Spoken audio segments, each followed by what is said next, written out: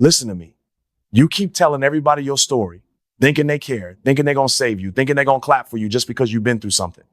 Let me tell you, nobody owes you a standing ovation for your struggle. Stop wasting your breath telling everybody about your pain, your setbacks, your family drama, your sleepless nights, your heartbreak, your betrayal, and what you went through when you were 5.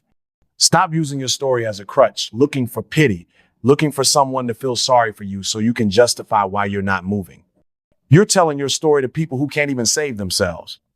You're telling your story to people who smile in your face and talk behind your back. You're telling your story to people who don't have the capacity to handle what you've been through, so they mishandle you and your story, and you wonder why you feel even more broken. It's because you keep handing your power over for free, begging for validation, begging for people to see you, begging for them to clap for your wounds. Your story is not for them. Your story is fuel, but you're spilling it on the ground, hoping for sympathy when you should be pouring it into your purpose, your craft, your discipline, your consistency. Your story is your responsibility, not your audience. You're not here to convince people why you are where you are. You're here to transform it, to level up, to break cycles, to walk into a room and let your work speak so loud that you don't have to explain yourself. You think your story is your identity, but it's not. It's your classroom. It's where you learn discipline, grit, faith, and execution. It's where you learn how to stop talking about what happened and start creating what will happen. Every time you tell your story to the wrong people, you let them put a period on your sentence, and you forget you were supposed to write the next chapter. You keep telling people you're hurt, but you're not even moving to heal. You keep telling people you're broke, but you're not even studying to get your skills up. You keep telling people you're tired, but you're not even managing your time right. You want people to feel sorry for you, but pity doesn't pay bills. Pity doesn't build businesses. Pity doesn't change families. Pity doesn't build legacies. You don't need to announce your pain. You need to announce your work. You don't need to tell them what you've been through. You need to show them what you're building. You don't need to get them to believe in your story. You need to believe in your vision so deeply that your results speak for themselves. People respect results, not complaints. People respect execution, not excuses. People respect discipline, not stories of why you can't. Stop telling everybody your story, because some people are using your story against you. Some people are laughing at your pain. Some people are secretly praying you stay stuck so they feel better about themselves. They can't handle your story, but you can.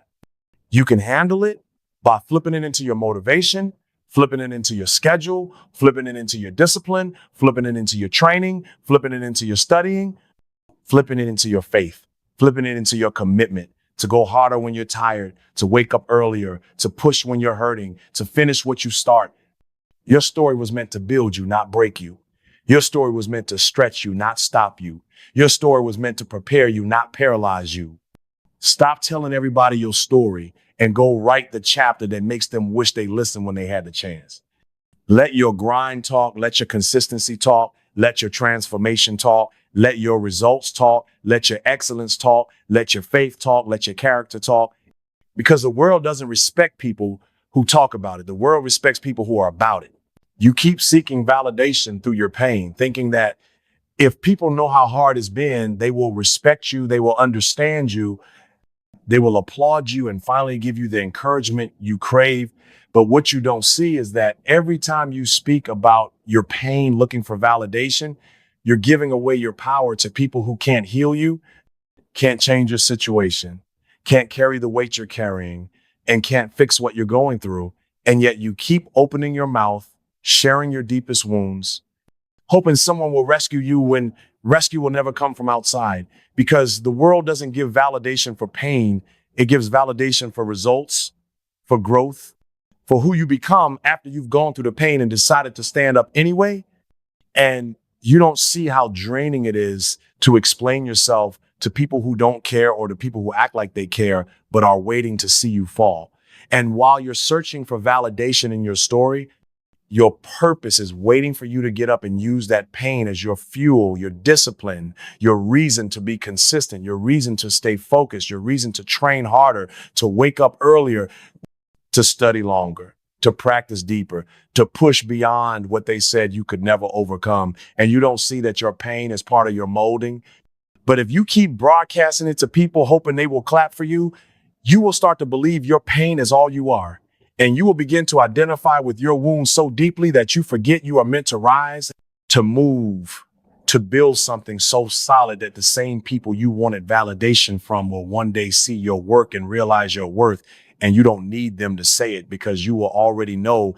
But it will never happen if you keep opening up your pain for everyone's opinion, for everyone's approval, for everyone's pity. And every time you tell your pain, hoping they will give you energy, you end up losing energy because you are leaking your strength, trying to gain something that will never last. And the truth is, the moment you stop looking for validation through your pain is the moment you will take your power back. You will take your focus back. You will take your mind back. You will take your peace back.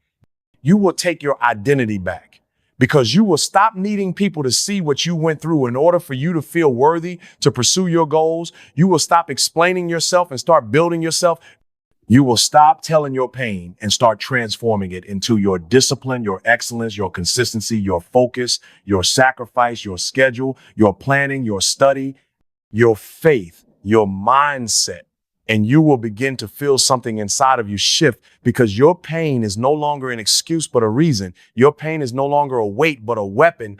Your pain is no longer something you show to the world for approval, but something you convert into your grind, into your hustle, into your training, into your mental toughness, into your energy, into your focus, into your vision.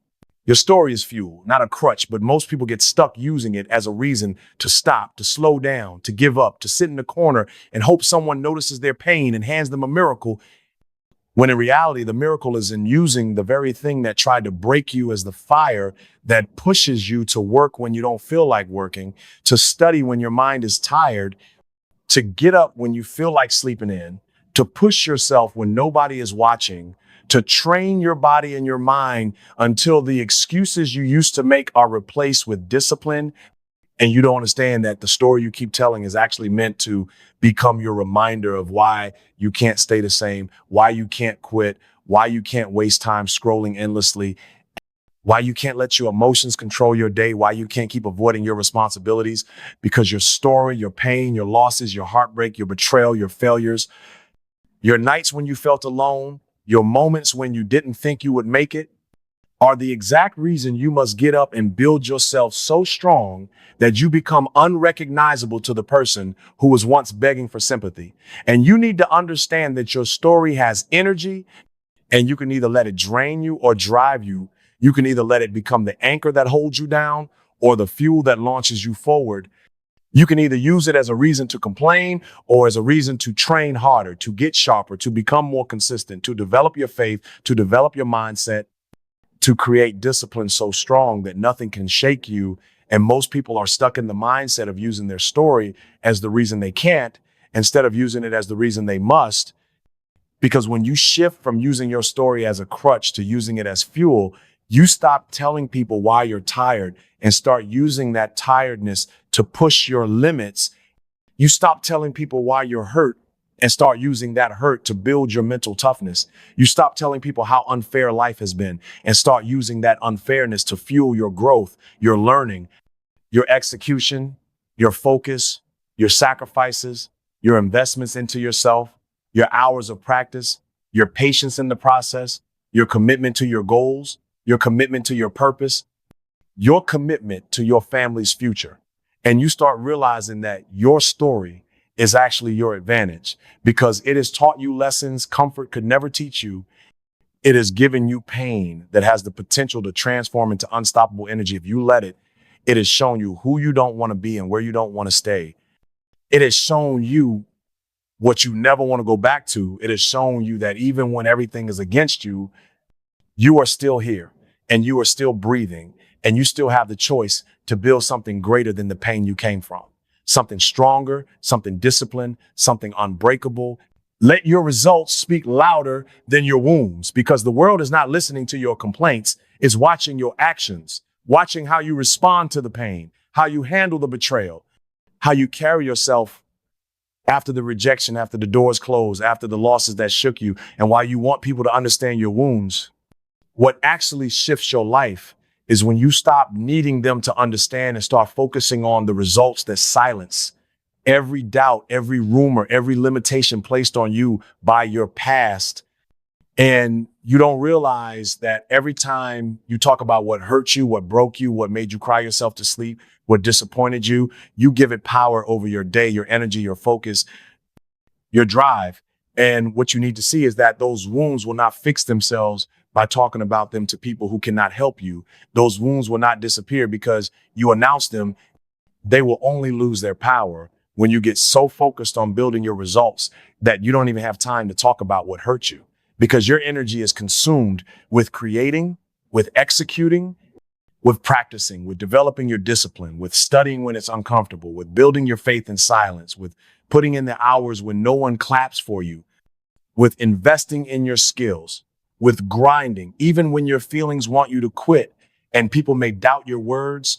They may question your stories. They may judge your wounds. They may laugh at your pain, but it cannot argue with your results. They cannot argue with your consistency. They cannot argue with your transformation. They cannot argue with the progress you make daily. They cannot argue with the habits you build. They cannot argue with the confidence that comes from doing the work. They cannot argue with the presence you carry when you walk in a room knowing you built yourself from the ground up. And you need to understand that your wounds will one day become your testimony, but only if you allow your results to be louder. Only if you allow your consistency to speak. Only if you allow your growth to shine. Only if you let your daily decisions become the loudest response to every betrayal, every heartbreak, every lie spoken about you, every time you were overlooked, every time you were underestimated, every time you were abandoned, because you will not win by talking about it. You will not win by seeking pity. You will not win by reminding people what they did to you. You will win by building something undeniable. You will win by becoming so disciplined that even on your worst days, you move, you push, you deliver, you build, you create, you stay focused. You will win by becoming so consistent that you can't even recognize the old you who once begged for people to understand your wounds. And you will realize that your wounds were never meant to be your identity, but a piece of your journey that fuels your commitment to become a person of results, a person who doesn't have to explain themselves, because your execution explains everything for you. Some people will use your story against you and you don't even see it because you're so eager to tell everyone what you've been through, hoping they will respect you, hoping they will see your struggle and give you a pass when you fall short, hoping they will clap for you because you survive. But the truth is, some people smile in your face while storing every detail of your pain to throw it back at you the moment you try to grow, the moment you set boundaries, the moment you start demanding more of yourself, the moment you start winning. And they will remind you of the mistakes you made, the failures you experienced, the chapters you've been trying to heal from, because you gave them the ammunition by telling them everything, by pouring your pain out for people who are not qualified to carry it, for people who don't want to see you free, for people who don't have the mindset to understand that your pain was part of your preparation. And you don't realize that the more you speak about your wounds to the wrong people, the more power you give them over your mind, over your confidence, over your ability to move forward. And every time you try to grow, they will remind you of who you used to be. Every time you try to elevate, they will remind you of the darkness you came out of. Every time you step up, they will remind you of when you fell down. Every time you start believing in yourself, they would try to pull you back with the story you once told them, thinking they would protect it. And this is why you need to learn the discipline of silence. You need to learn the power of keeping your journey sacred. You need to understand that your story is not for everyone's ears, because not everyone has pure intentions. Not everyone wants to see you transform. Not everyone wants to see you break the cycles that tried to destroy you. Some people only want your story so they can gossip, so they can feel better about their own lack of progress, so they can attach your identity to your past, so they can control the narrative of your life while you are busy trying to clean up the mess. And you need to get clear that your story is your responsibility and it's your weapon, but only if you protect it, only if you keep it close, only if you use it as fuel instead of seeking attention for it. Only if you let your growth and your consistency be the evidence that you made it through. Only if you allow your actions to be louder than the details of what you survived. Because when you speak to the wrong people, they will drain your energy. They will plant seeds of doubt. They will discourage you from dreaming bigger. They will tell you you're not worthy of starting over. They will tell you your story is too messy for you to rise. They will tell you that your past disqualifies you from a future. And you have to get to a place where you understand that It's not your job to convince people of your worth. It's not your job to explain your pain to people who don't care. It's not your job to keep retelling a story that is meant to push you into your destiny. It's your job to protect your mind, protect your energy, protect your vision, protect your purpose, and use your story as the fuel that drives you to build the discipline, the consistency, the focus, the faith, the work ethic, and the habits that will transform your life, regardless of who tries to remind you of who you used to be. Transform your struggle into discipline and execution, because talking about how hard it is will never replace the power of showing up when it's hard, the power of moving when you're tired, the power of studying when your mind wants to quit, the power of training when your emotions are heavy. And you need to understand that your struggle is not there to break you, but to shape your character into someone who is unshakable, someone who is consistent, regardless of how they feel, someone who can take pain and turn it into purpose, someone who can take rejection and turn it into redirection, someone who can take losses and turn them into lessons. Because struggle is a classroom, but most people treat it like a prison. Most people sit in their struggle complaining about how unfair life is, how tired they are, how lonely the journey is, how nobody supports them, how they don't have the resources, how they don't have the connections. And while they are talking about the struggle, someone else is using that same struggle to get up earlier, to train harder, to study longer, to discipline their mind, to discipline their emotions, to manage their time, to develop skills, to build a mindset that doesn't fold under pressure. And you need to see that your struggle is the soil where your discipline can grow. If you stop resisting the process, if you stop complaining and start executing, if you stop telling everyone how hard it is and start using how hard it is as the reason you move, as the reason you push, as the reason you train, as the reason you show up for yourself daily, even when nobody claps for you, because your struggle is not a badge for sympathy. It's a call to build yourself, to demand more from yourself, to stop wasting your time on distractions that don't pay you, to stop letting your feelings run your day, to stop waiting for motivation and start creating habits that don't require motivation, to stop letting every setback paralyze you, and to start taking ownership of your time, your energy, your mindset, your environment, your focus, because your struggle is proof that you're alive. It's proof that you have something worth fighting for. It's proof that you are in the refining stage of becoming who you were created to be. But that will only happen if you let your struggle teach you discipline, if you let your struggle teach you consistency, if you let your struggle teach you to execute regardless of who is supporting you, regardless of who believes in you, regardless of how you feel, regardless of how many times you have failed, regardless of how heavy the day feels, because you will not build a future by letting your struggle become an excuse to sit down. You will build your future by letting your struggle become the reason you stay disciplined, the reason you stay locked in, the reason you hold yourself accountable, the reason you keep your faith strong, the reason you keep your promises to yourself, the reason you execute when it's uncomfortable, the reason you sacrifice temporary pleasure for permanent progress.